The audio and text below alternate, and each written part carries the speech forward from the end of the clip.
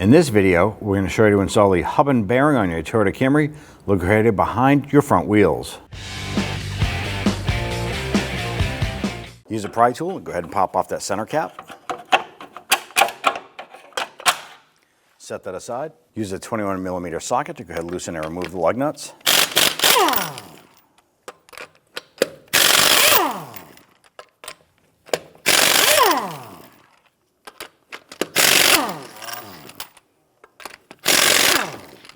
Remove the wheel and set it aside.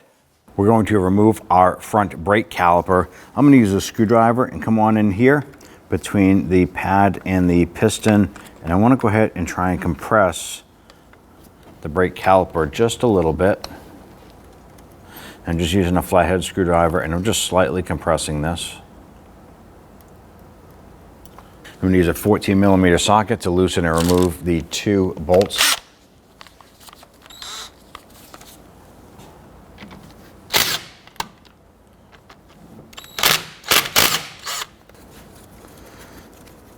Loosen and remove both of these bolts, set them aside. You can use our screwdriver, you can use a small pry bar, and gently just work this caliper off. Now before you leave that hanging and dangling, you want to go ahead and get a tool. You could use a securing strap. We have a hook here that does the job.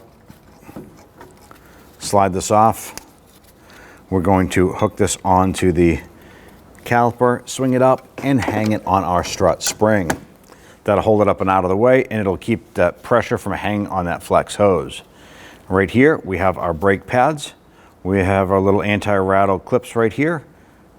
And they're just little spring-loaded units that press into the holes on the back side of the pads. So you just pull those out.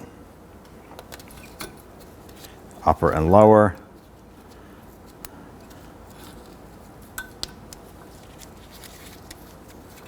Go ahead and remove your brake pads. When you remove the inboard brake pad, make sure you reinstall with the squeak tab on the bottom inboard pad. Remove the brake caliper bracket, 17mm bolt here, and one right up above.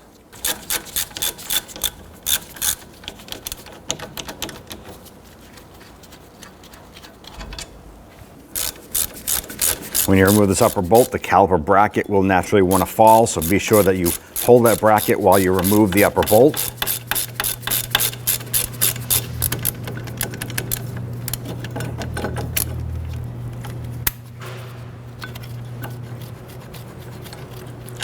Remove that bolt, remove the bracket, set it aside. Go ahead and grab that brake rotor, slide it off, and set it aside. Using an 18mm socket, loosen and remove the tie rod end nut. Go ahead and grab that tie rod, try and pull it up. If it doesn't come up, you can use a hammer, strike the knuckle right here while pulling up on this. Set that aside. Using a 22mm socket, want to go ahead and loosen and remove our strut nuts here. Now if the bolt is spinning, go ahead and use a 22mm wrench to hold that.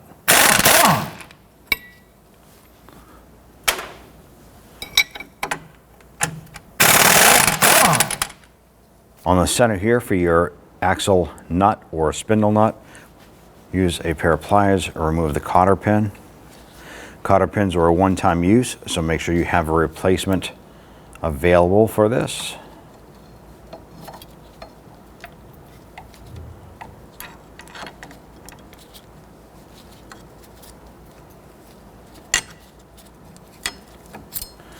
Once you remove that, remove the retainer, set that aside. We're going to use a 30mm socket to loosen and remove the axle nut.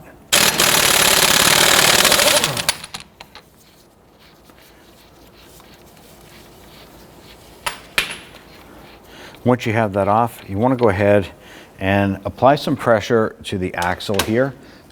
You want to make sure that this is free floating and not stuck inside the wheel hub. If it's stuck, go ahead and use a rubber mallet. You can bonk the end here. We recommend using a punch in the center here. You don't want to mushroom over the end of the threads here. It's going to make for a real challenge to put that axle nut back on later. So best bet, use a punch here, get this to free up. Remove the bolts here for your strut to knuckle.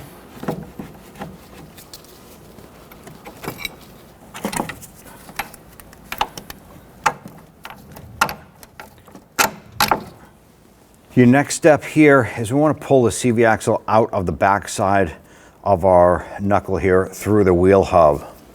So you're going to push in on the splines here, pushing the axle inboard.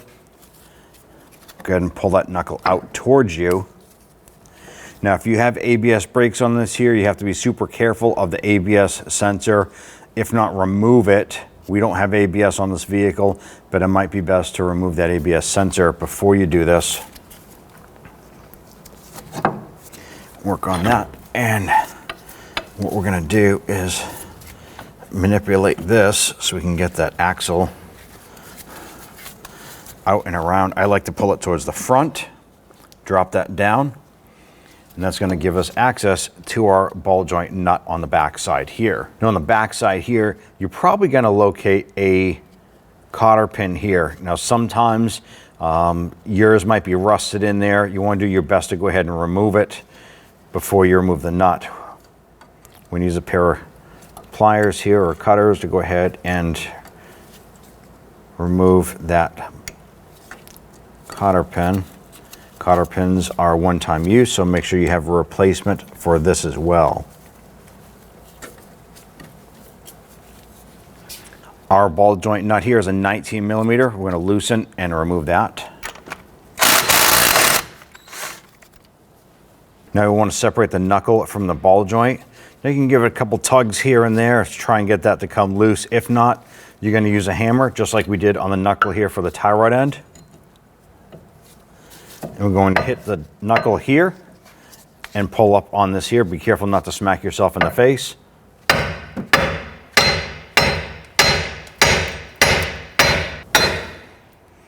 There you go. Let's go ahead and take this over and work on the knuckle. Now on the bench here, we have our knuckle here, and we have this trim ring right here. We want to go ahead and pop this off. We went ahead and soaked it down with some rust penetrant. We're going to use a small flathead screwdriver. You can use a pry bar if you want, but you gently want to work your way around the perimeter here without deforming this, and we want to remove it. So take your time. Work your way around. If you have to, you can use a hammer and just kind of tap this.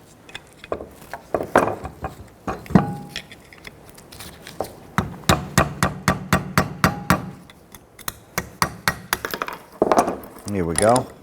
Popped out. We're going to set that aside. On the inside,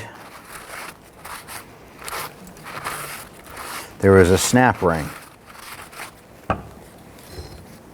There's two little tabs, one here and one here.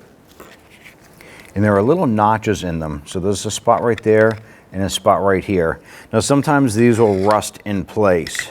So what I'm going to do is I'm going to use my screwdriver and I'm going to put it in that notch and I'm going to tap on it. What I'm going to do is I'm going to pop that ring inward and it's going to break the rust free from around this edge. And then I'm going to put it on this side here and I'm going to tap it. Let's see if we can get that to move. Now we're able to get our lock ring loose. It's now spinning around. The bad side is that we broke one of the tabs here on the attempt to remove it here. If something like that should happen to you, you want to go ahead and replace this lock ring. So go ahead and purchase one of those there, and you want to use that for the installation after. Now just moving this around, we're going to continue to move this.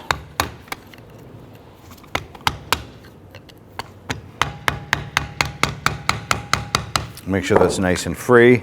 The next thing we want to do is get behind it, and we want to pull this lock ring out. Normally, if we had both tabs, we could use a pair of lock ring pliers, get in there, squeeze it, and then pull that out. But because of one of our tabs is broken, we're unable to do that.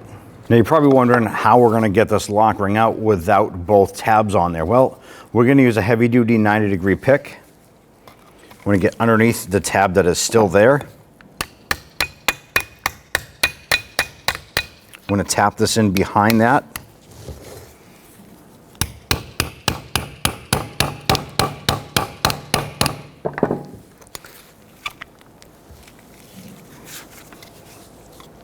And what we want to do is get behind that lock ring clip there and just put our flathead screwdriver in it and just kind of pry that out and working our way around the perimeter. It's going to take a little bit of effort to do that. Now we have the clip pulled up. We're going to work our way around. Be very cautious because this is kind of spring loaded.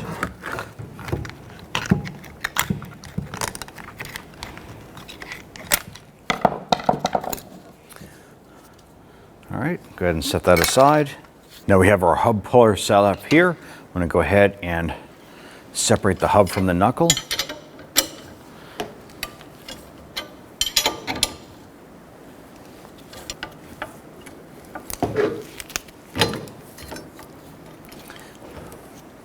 Okay, let's go ahead and remove our tool.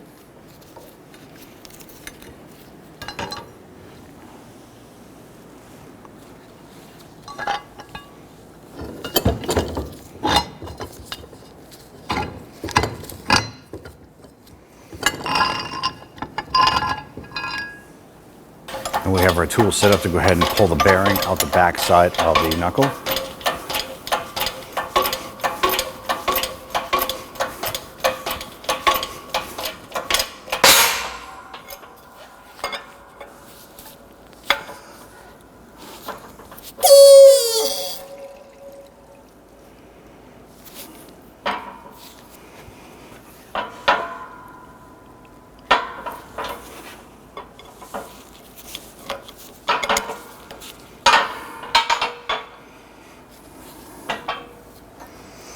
Remove this here,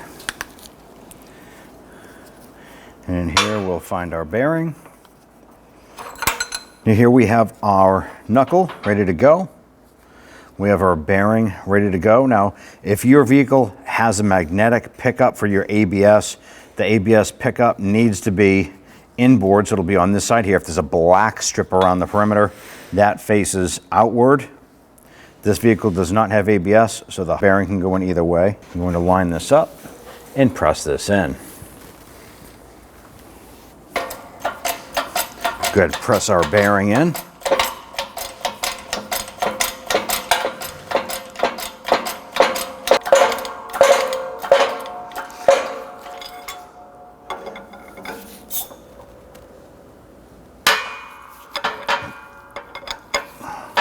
Just going to reposition our block here.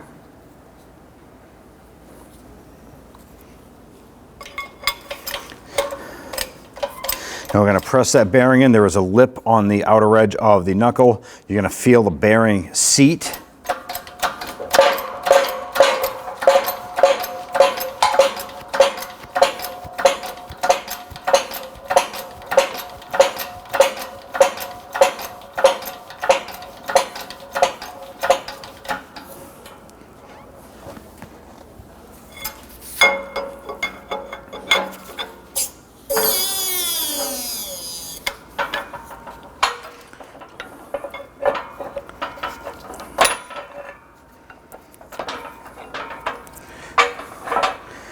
And slide this out.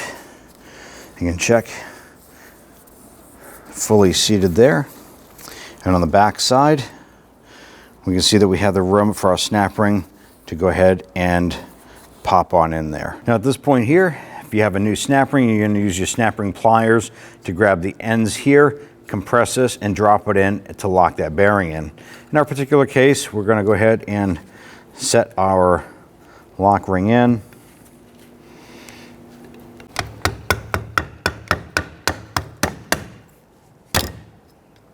So at this point here, we have one end of our lock ring in.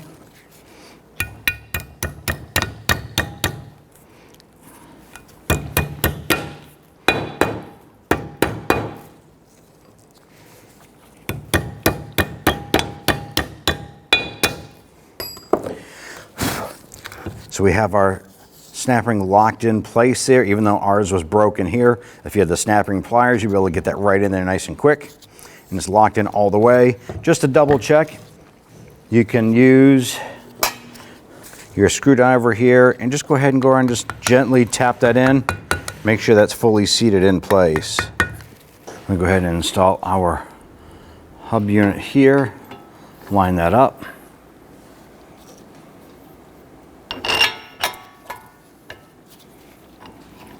Get our tool installed. Then we'll go ahead and start pulling that hub in. And we're just compressing that hub into the bearing.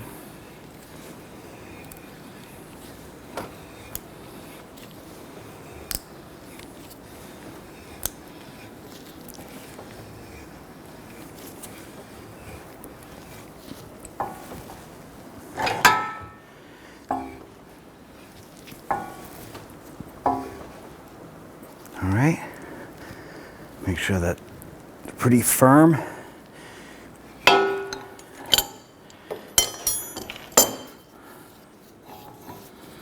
Let's go ahead and remove our tool, and then we'll get ready for installation of the knuckle onto the vehicle. Just gonna remove our tool, and we'll go ahead and check that hub. Spinning nice and free, perfect, and it is seated all the way into the back of the bearing. It's perfect. Install a little trim ring on the back side.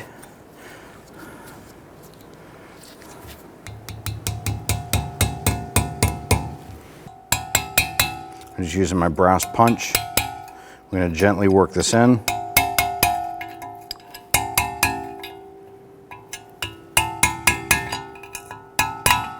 Now, if you have ABS, this trim ring will probably have a little notch in it to go around the sensor if it has a sensor on there. You just want to watch for that.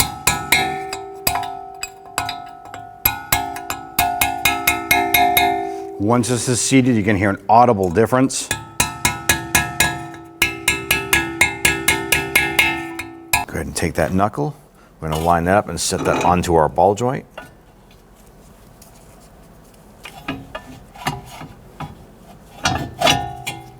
Then install the nut. Now when installing the nut here, you want to pay attention to the hole in the ball joint stud. That way there, when you get your new cotter pin, you can go ahead and line up the castle nut after it's torqued and install that cotter pin. I'm going to go ahead and torque down this nut to 90 foot-pounds. Here we go. Now at this point here, after we've torqued the nut, you want to make sure that you can get the cotter pin fed through.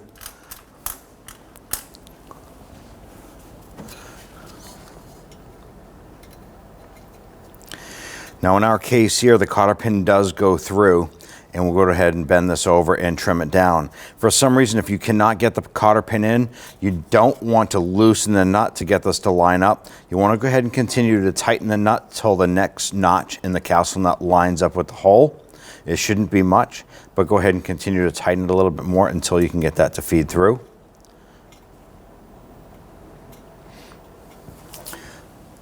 We're going to feed that through, and then we're going to use our cutters here, or you can use pliers.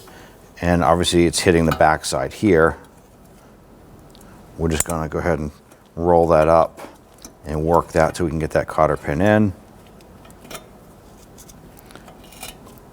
Like so.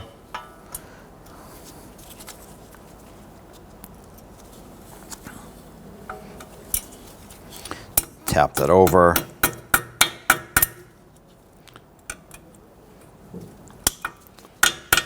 Cut off that excess, and then cut off the pigtail on the other side. We're going to go ahead and apply some anti-seize compound to the splines on our CV axle here.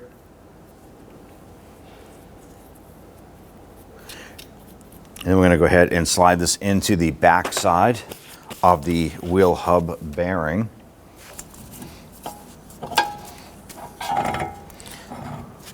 Work that in. Now as we push the knuckle up and in, we're going to work that into the bottom of our strut.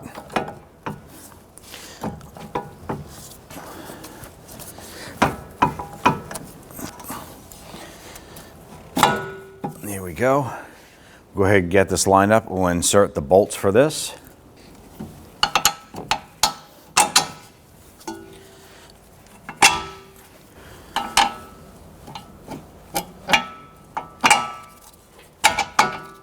Now that we have the bolts on, we can go ahead and get the nut started here.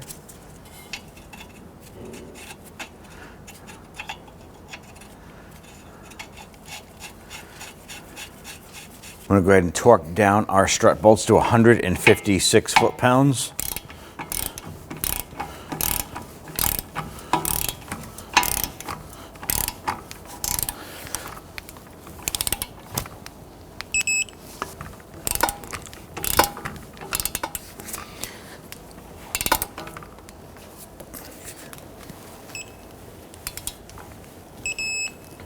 Install your axle nut. Snug that down. Going to install 2 lug nuts here.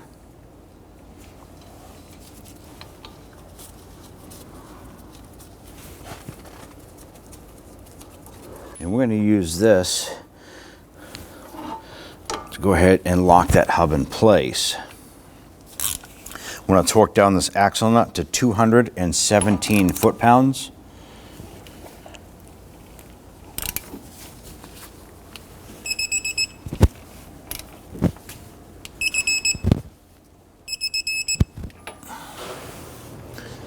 Remove the pry bar and remove the lug nuts.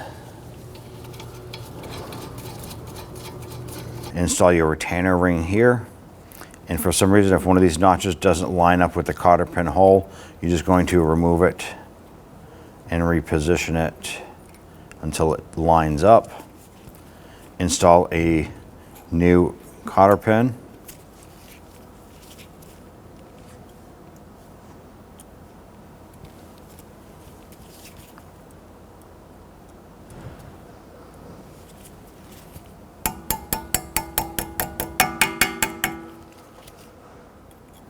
Snip off the pigtail.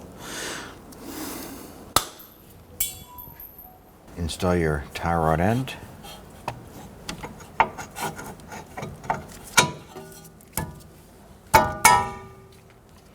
Install the nut.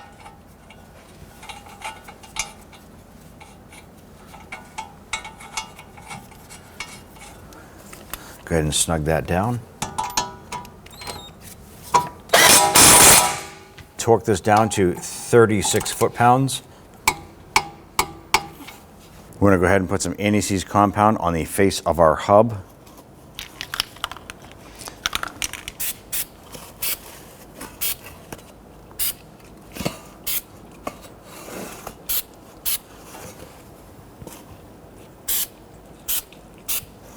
Install your brake rotor.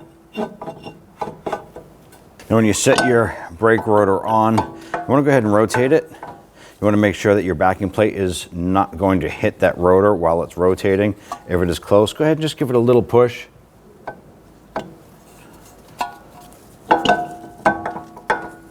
It's nice and quiet.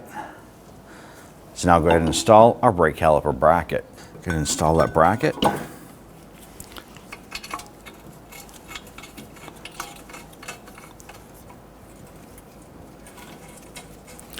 Once we get our bolts started here, we can go ahead and tighten those down.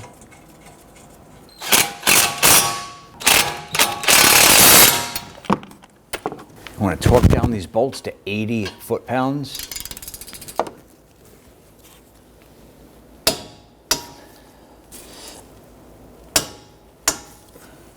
Going to install our brake pads. Inboard pad has the squeak tab on the bottom.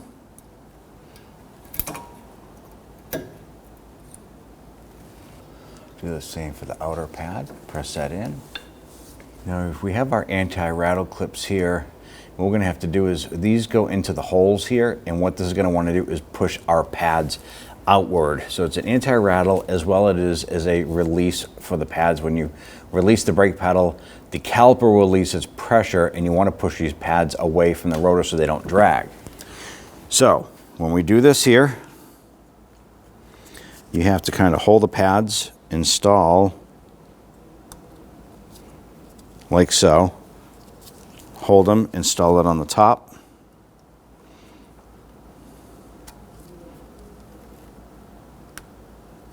Now we have to grab our brake caliper, swing that down and slide this over,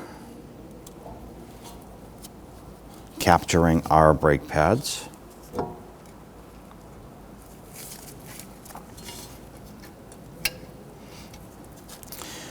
Push in on your slide pins on the top and bottom. Push that caliper into place. Now with it holding there, go ahead and install your 2 bolts.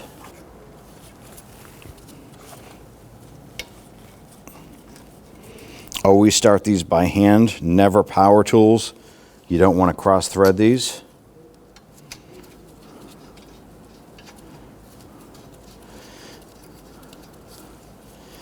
And we're going to tighten these down and then torque them to 25 foot-pounds.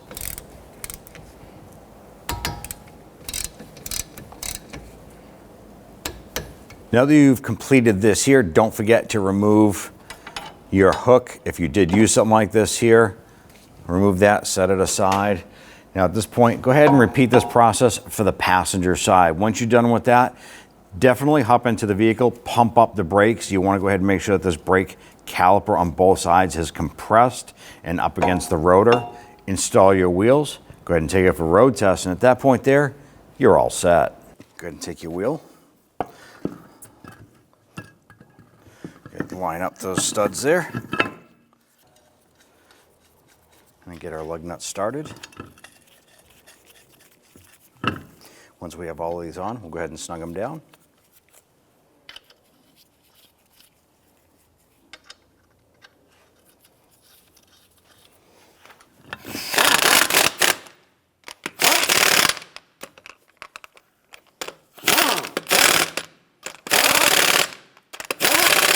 Go ahead and torque your lug nuts down to 76 foot-pounds.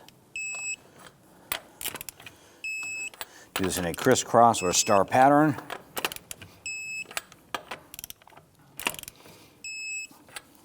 If you have a hubcap or a center cap, go ahead and install that now.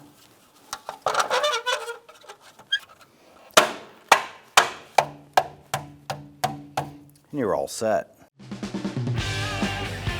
When only the best will do, demand TRQ. The only company that lets you view before you do. TRQ is committed to offering the highest quality aftermarket auto parts that are engineered for peace of mind. Thanks for using and viewing with TRQ.